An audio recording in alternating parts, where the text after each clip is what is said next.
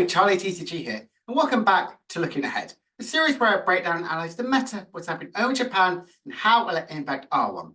In today's video, I'm going to talk about the rise of Raging Bolt Ogerpon, which has really taken our meta and Japan's meta by storm, both in our online scheme as well as also in the gym challenges over in Japan. We're going to break down exactly what makes this deck tick and why it could actually be a threat to the metagame. Plus, we're going to break down actually what are some of the top decks right now in Japan. They've got their Japan Nationals Championships happening this weekend. So we're going to talk exactly what decks could do well. Is Raging Bolt Ogerpon going to be a threat there? Or is Dragapult still one of the strongest decks in Japan right now? Plus, we're going to start the video by looking at the brand new cards, which in fact will be legal for our World Championships in just a few months' time. So we've got a brand new EX card, Kindra EX, and a very, very cool first attack, which definitely is very reminiscent of Archie's Ace in the hole, which lets you to put 3 water Pokemon from your Duskull onto your bench. Instantly, I'm thinking, well, you can have Excaliburs out and have multiple of them out in play. But it does have a very hungry attack cost for Hydro Pump, 50 damage times the amount of water energies attached to this Pokemon. You need to have 6 energies attached to one to do 350 damage, which in fact is quite a lot of energies. Yes, I know it has one retreat and you have Superior End Retrieval with Excalibur to constantly few, but I do think the likes of Shimpao is actually stronger, but this Kindra X is quite a fun inclusion. Speaking of a very bad sort of ace spec, let's look at Dangerous Laser, which definitely takes the worst ace spec by far. Pretty much, it's, remember Hypnotox Laser? Well, this is definitely its worst younger sibling. Pretty much your opponent's active Pokemon is now burnt and confused. Pretty much all of that could be removed from one single head flips. This is a really, really bad ace spec and definitely going to be a bulk one. Cassiopeia is a really nice one, but you can only play it if it's the last card in your hand. But if it is, you may search your deck for 2 cards and put them into your hand, shuffle your deck afterwards. I realised one because definitely reminds me of Peonia, which did very, very popular likes of Miraidon. And like with that one, you had to discard your hand. One thing I like about this one compared to likes of Pioneer is you can get any card. You could get trainer cards as well. Also, you can get likes of any Pokemon cards, energies, or even a supporter for next turn. I think this could see some play. Definitely some decks which go very, very aggressive in the hand size and always gonna have a small hand. But I think of likes of Pidgeot X is definitely in the form which can easily get any one card you might want to have. Even Arceus V-Star right now, as well, even the Thwacky engine. I generally don't know if this will see as much play. Janine, however, I think could be a really good partner like of Okie Dokie. What you get to do is you get to choose 2 of your Dark Pokemon in play. For each of those Pokemon, search your deck for a basic Dark Energy attached to that Pokemon. Shuffle your deck afterwards, but if you attach it to the active Pokemon, that Pokemon is now poisoned. Why do I think it's really good in likes of Okie Dokie? Well, Okie Dokie, to deal additional more damage, needs to be poisoned. So it's a good way to kind of get around that one, instead of relying on likes of Pincurchin to switch into it. I think this could be some really good inclusion. Even if you have the likes of Dark Patch, you could instantly get an Okie Dokie out, powered up, nearly without even having a single energy attachment. I am a big fan of this engine for that Okie Dokie deck. Now let's talk about a really nice sort of evolution line, which is the Duskull one, and all of them have a really good synergy. Duskull pretty much has a really cool, like cool for family, but from the Duskull pile, put 3 Duskulls from your Duskull pile onto your bench. So I think that's pretty powerful as well. Yes, I know it is buddy often searchable, but if you have some multiple, you have to discard them, or even a professor's research, it could be a really good inclusion to kind of bring them back up. But let's talk about Dusclops and Duskull because they have an amazing Curse Bomb ability. Duskull makes you put 5 damage counters on one of your opponent's Pokemon. But if you do, this Pokemon is knocked out, and Duskull makes you put 13 damage counters. So effectively, you can put, if you all of it around, do 18 damage counters from these 2 Pokemon if you get them just discarded. Yes, you give your opponent 2 prize cards, but you can effectively get those 2 prizes as well. If you have multiple set up and have multiple of these Pokemon knocked out, you could take a multiple prize cards, which is going to be really, really aggressive style decks. Plus, also you can enter the likes of Counter Catcher by knocking it out and then dusting something as well and gain a big KO that way. So I do think this is quite a fun little inclusion. Definitely can see in likes of Control or generally some more ways to do additional more damage. I am a big fan of this archetype. Really excited to see how this is actually going to progress.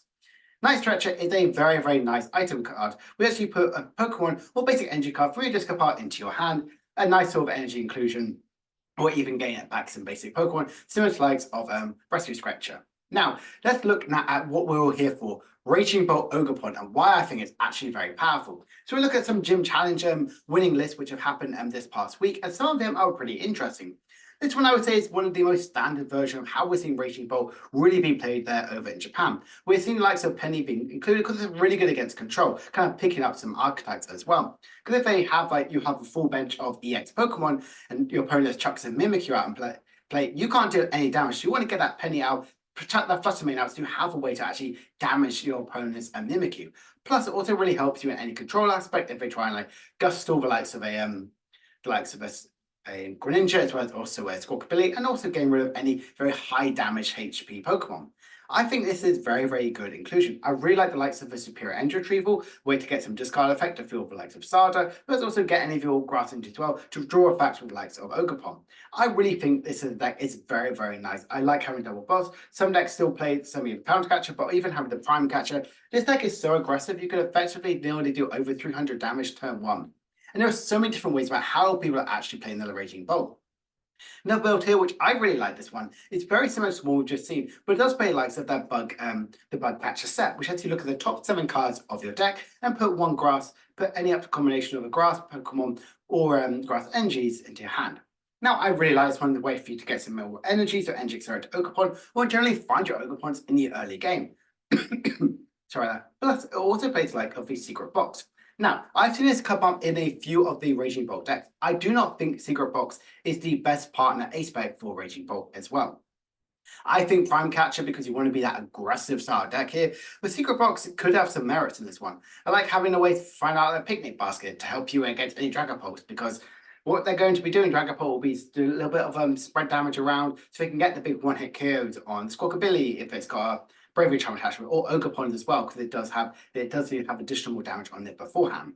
I think it's a nice little healing factor for the deck to play around with, and also having higher counts of energy retrieval. Make sure you can constantly get as much draw as possible, and mainly most of your discards will be going for the likes of Ogerpon. Now, I think this has a pretty good matchup against nearly every single thing here, and I do think this is a very, very nice way to play Raging Bolt. Another way as well, which has seen quite a bit of text even in our version as well, and has a little bit different way of how we play it, is having the cobblestone one, the fighting type one.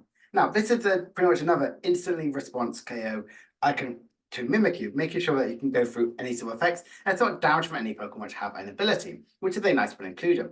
Plus, you can easily get energy accelerated to this one by powering up one of your Ogerpons and then switching out with the Ogre's Mask, switch into the fighting one, and then all of a sudden you've got an attack of that way.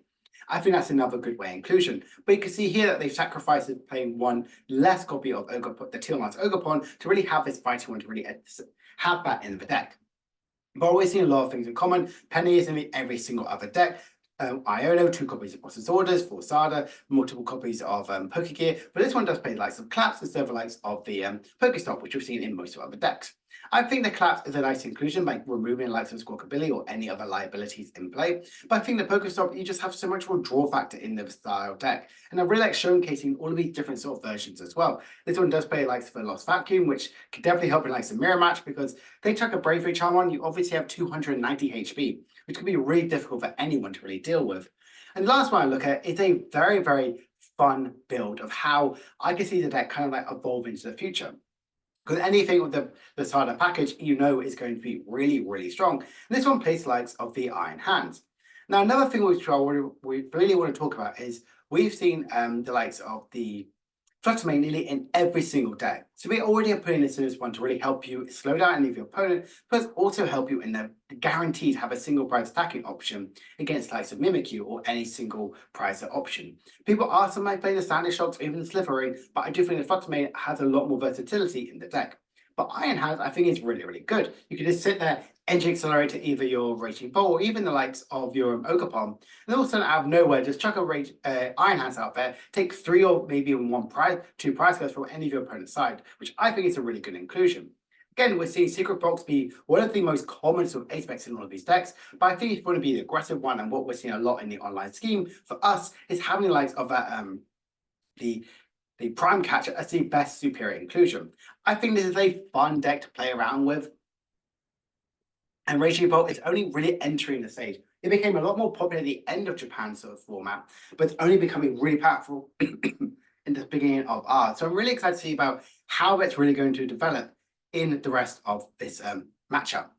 So, without further ado, let's look at some of the tier lists as well, but where I think Raging Bolt actually could be suited right now in the metagame, where other people think as well. So if we look on book, I think they have a really good inclusion about say what are some of the best decks, and this is going purely just off the likes of the their gym challenges. We can see here that the top decks for me right there are the likes of the Dragapult as well as also Raging Bolt on their system. And I think that's a good inclusion. A lot of people aren't playing Dragapult as well for us because people are definitely a bit more afraid of Dragapult. It's not doing as well as people might have thought about it. The low damage output and likes of the Raging Bolt Ogerpon could pretty much get these big one-hit KOs that's so difficult to respond with because it has 290 HP. That can't be one-hit KO by Dragapult, and that's definitely something to be a little bit scared about. We were in a very much heavily evolved format in the last format, and it's definitely the Raging Bolt Ogerpon really capitalizes on the big beat stick deck, which I think is going really strong. The rest of the tier 2 archetypes are likes of Lugia, Charizard, as well as also Lost Box.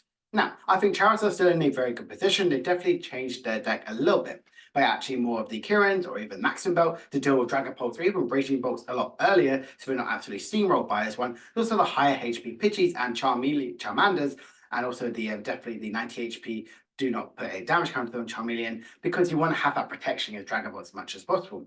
Lugia gained quite a lot in the next format, likes of Legacy Energy, even having likes of Carmine, Wellspring Ogerpon, as well as also Iron Hands back in the deck, plus Blood Luna, Earth Luna. We've already seen it do very, very well and successful. Lost Box, I think, is always going to be really powerful, so seeing it at a tier A is actually not too bad at all. And also the B tier 1 and the rest, which are how we see most of the format kind of progress. We've seen a huge fall from grace from likes of the Gardevoirs and Chimpaos, but I think, especially if we look at other things as well, Gardevoir is actually a much stronger as well, especially after getting second place at the latest Champions League, but also Monkey Dory really adds in a lot for the archetype. So if we look at, again, more so version as well, we can see here, which is kind of like people like totaled up the points wise, we can see there's only a few hundred difference between Dragapult and Raging Bolt in that tier 1 sort of section, which I think is definitely quite interesting to see as well. We're still seeing that people in Japan, the ones that are winning, are definitely more favourable to Dragapult because it is so strong, really, really powerful in a best of 1 format, whereas Raging Bolt can sometimes absolutely rage by not performing as well as it could be, but it has such a good draw engine right now in the format, and that generally could be what could be having a good match around it one. Plus, again, has the Ogerpon, which can deal with Charizard very easy, especially after going second. With the tier 2 list, we have the likes of a different version of the Lost Bone decks with Giratina as well as also Lost Box, Gardevoir as well as also Lugia. Tier 3 ends up being Block Clax because that is definitely the most popular way to play control in Japan. Miraidon, Box, and Dialga. And even going down to tier 4, we see Chimpao. Chimpao was up there in the tier 1 literally a few months ago. So we've not seen it do as well as it once was. Definitely a little bit disheartening to see, but I think right now it is in not a good spot. And it's even the likes of Regidrago, which has seen quite a bit of success because of Ogerpon. It's a really good way to end accelerate. Again, if we look into it going to Japan, even if we look at the NAIC as well, what do these results really tell us? We can see that most people are playing the likes of Dragapult, Charizard, and Raging Bolt. These are the ones that are actually winning most of the event. And having the likes of Lugia and Gardevoir and the rest of the Lost Zone package are definitely other really good inclusions. Miraidon, though it just won the Champions League, it's not performing as well as it once did, but we're not seeing a guaranteed tier S sort of archetype, where most things will having most of the points, which is what we saw with the likes of Charizard in the early sort of format before EUIC. And another sort of looking at where people think some of the decks are, we can see that definitely people are thinking some of the top decks are like some Dragapult, Charizard, Gardevoir, and also Lugia, because they have really good matchup against most of these things. The rest of the other tiers 2 thing, I love what they pretty much put about Raging Bolt because it's true. It's just that it's vibing and having a really good time. Miraidon, Chimpao, Ancient Box, Lost Box, and even Lost Tina, I think are also very, very powerful archetypes. And some of the outside ones, some of the rogue archetypes.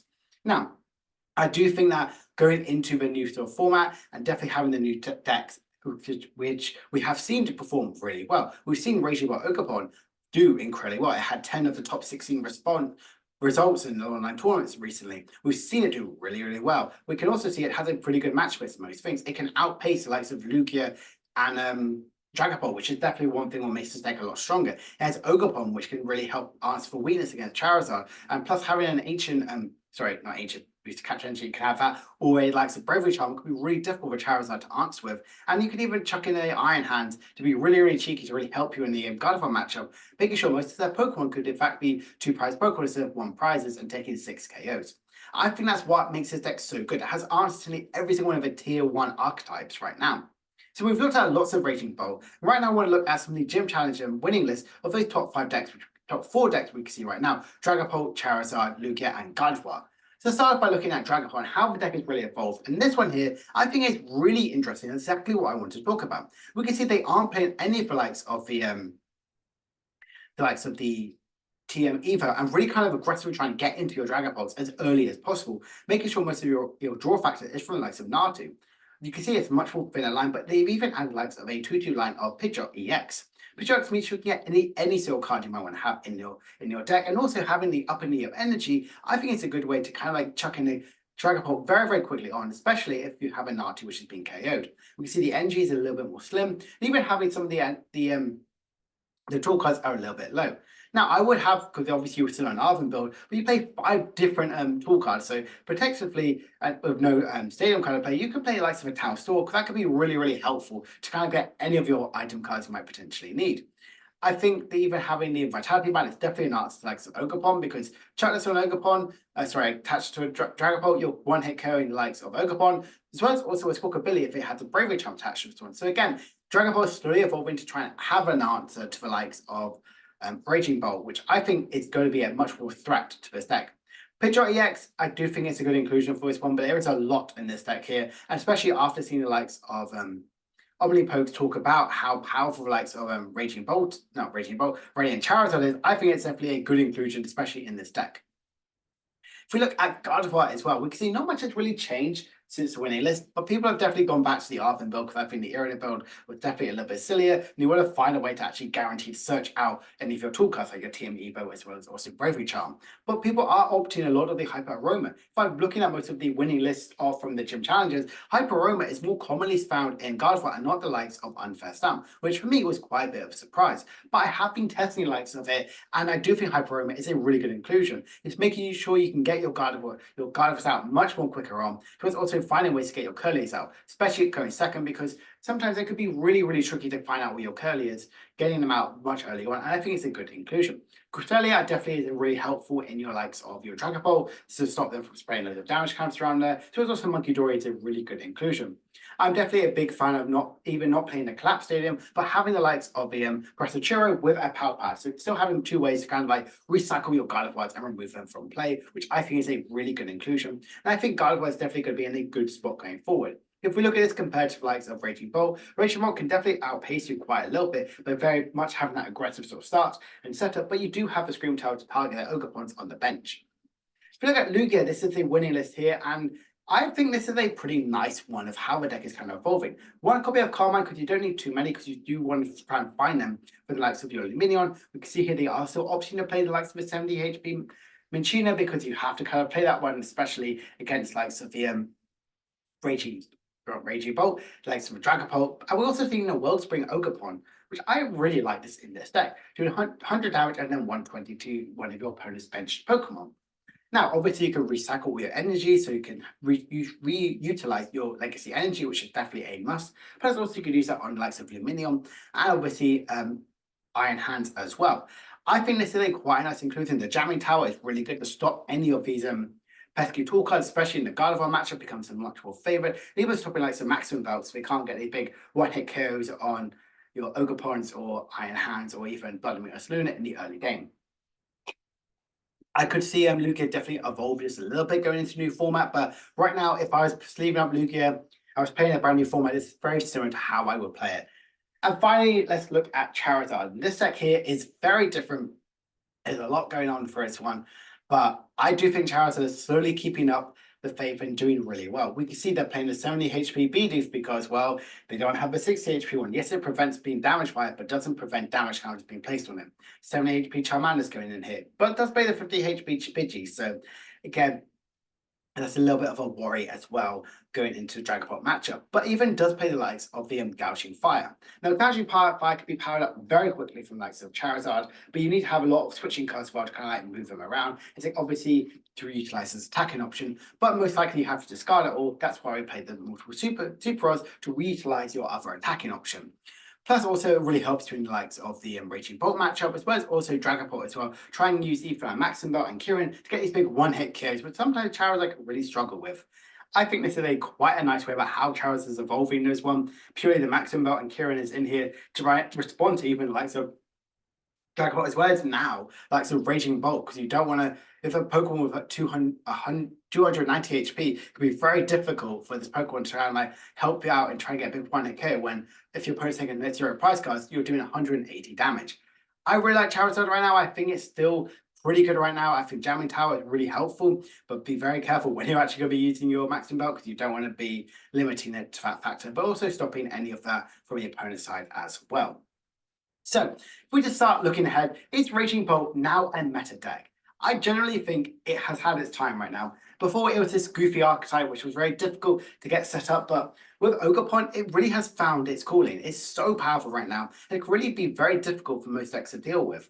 I think Dragapult is Dragapult as strong as we thought it would do. It's not doing well in the online events, but still doing incredibly well in Japan. Sorry about that. But it's still in the early stages. We've got to see exactly what it's going to be like after Japan Championship. So this time next week, let's see exactly where we're going to be and exactly how powerful Dragapult actually could be. And what will win nationals? We're getting the Japan Championships this weekend. Could it be a back-to-back Miraidon win? Because it's done really well this season already. Lugia as well. Or could we even see some of the brand new stuff like Dragapult advance from its top 4, or even Raging Bolt break in to be one of the best placing decks after doing incredibly well? So, hope you guys have enjoyed this episode of Looking Ahead. If you have, please make sure to like and subscribe and comment down below. What deck do you think is going to do really well? Are you a more Raging Bolt fan or are you a Dragapult fan? Definitely comment down below. And I will see you guys later for another video. Bye for now.